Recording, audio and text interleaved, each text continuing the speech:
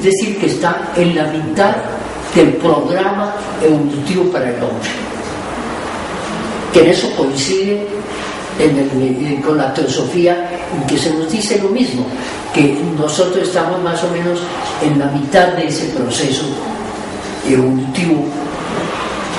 Pero él entonces introduce un factor espiritual. Él dice que el eje es un ser superior a nosotros.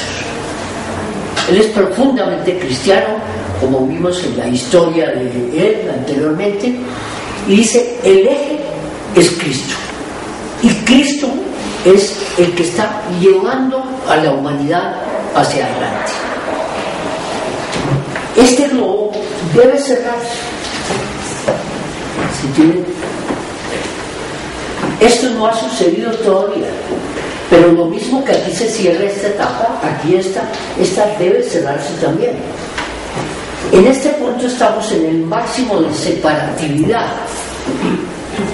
como lo estamos viendo en el grado de conciencia. Y realmente la separatividad es terrible, la que hay actualmente. Por eso vemos entonces toda esa clase de conflictos, de guerras, de intereses económicos, egoístas, ¿no? En todo prima la separatividad. ¿Qué me conviene? Y no me importa lo que le pase a los demás. Es el máximo de separatividad. En el caso de Cristo, Él está mucho más adelante. Entonces Él está como jalando a toda la humanidad para llevarla a ese punto en que haya una real fraternidad. Eso está por alcanzarse. Él ya la siente, nos la muestra con su vida, con todo lo que hace, esa identificación con la humanidad. Cuando llegue este punto, él prevé que no es el final, sino que tiene que abrirse un nuevo globo. Todo esto está por llegar al suceder. No lo dice en esos términos, pero si él dice que aquí hay una explosión de vida y aquí hay una explosión de autoconciencia, aquí debe haber una explosión de Cristos, porque todos llegaremos a la estatura de Cristo, como él lo dice. Llegar a la estatura que él ya tiene en ese punto, llegaríamos nosotros a eso. Pero cuando esos seres realizados espiritualmente vamos a ir formando este nuevo globo, el eje sigue siendo el Cristo. Pero cuando nosotros alcancemos este estado, ¿en dónde estará Cristo? Estará todavía mucho más elevado. Total, que él introduce ese aspecto espiritual que es muy importante, porque la ciencia no tiene para nada en cuenta el aspecto espiritual para ese desarrollo. Lo vemos clara en la gráfica.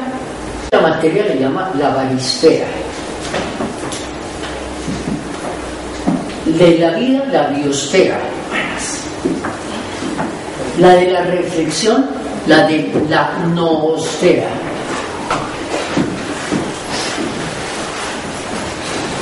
Bueno, y ahí tenemos los globos de Teilhard, que resumen en gran medida esa obra gigantesca, fabulosa de Teilhard, que es muy interesante de estudiar. Bueno, vamos a pasar entonces más adelante.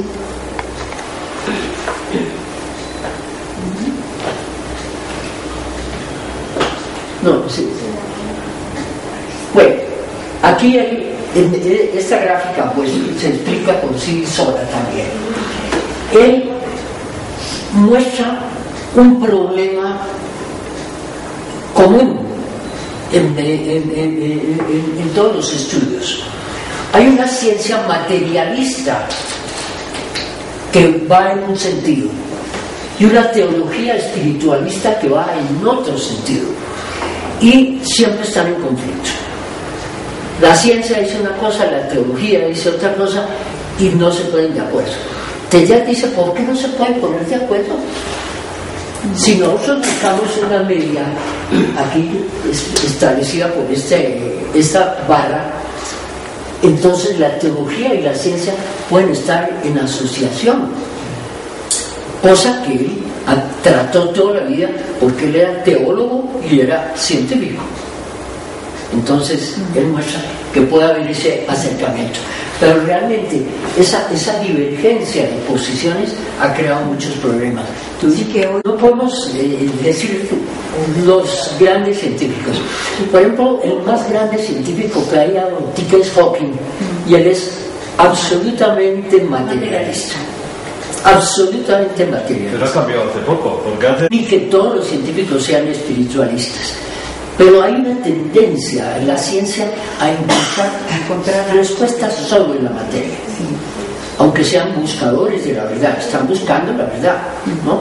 Y lo mismo, por ejemplo, teólogos como Teilhard, que también estaban estudiando el asunto de la ciencia. Entonces, es bueno que haya esa unión o ese acercamiento entre las dos posiciones. Bueno, estamos en alfa y el omega, que lo vimos en círculos. Aquí lo ponemos como una pirámide, ¿no? Esta es una observación que hago en relación con el pensamiento de Teilhard. Él ve aquí una humanidad fraternal perfecta, pero él no acepta la evolución individual. ¿Ah? La reencarnación, la reencarnación no hace, por lo menos no la expone.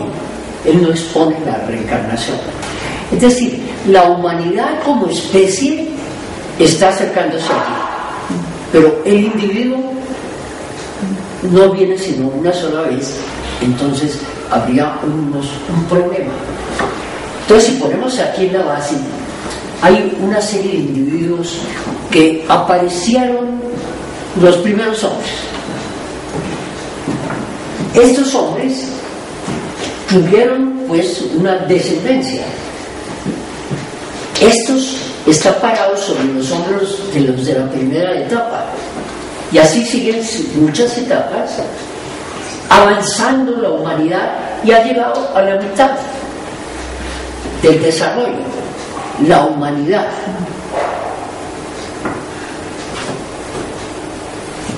Sin la reencarnación se ve el ascenso de la humanidad, pero no del individuo.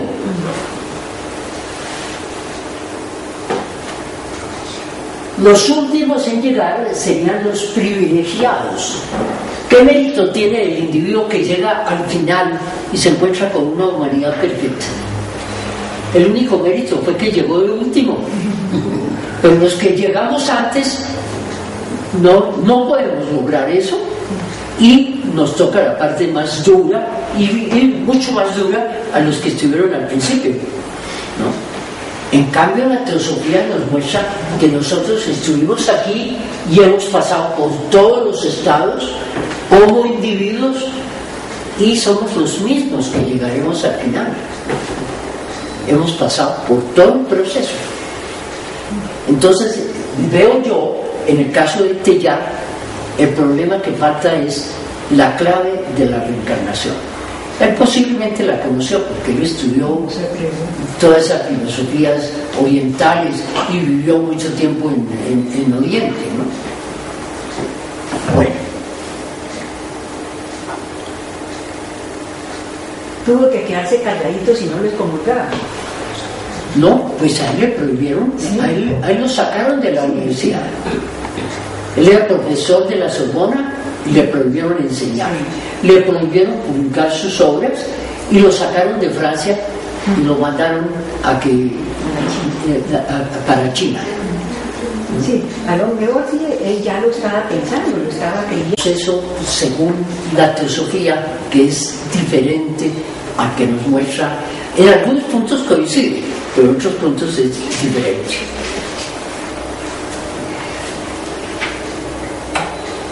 Todo el propósito de la manifestación, según la muestra de la teosofía, es desarrollo de conciencia. el hecho de que tengamos cuerpos y que pasemos por distintos estados es para tener experiencia y que se vaya desarrollando esa conciencia. Aquí tenemos nosotros una representación del logos, como lo vimos durante el curso y lo estamos examinando aquí, lo estamos viendo en nuestro planeta Tierra. Pero debe estar sucediendo algo similar por todo el universo. Entonces, el logo de nuestro sistema solar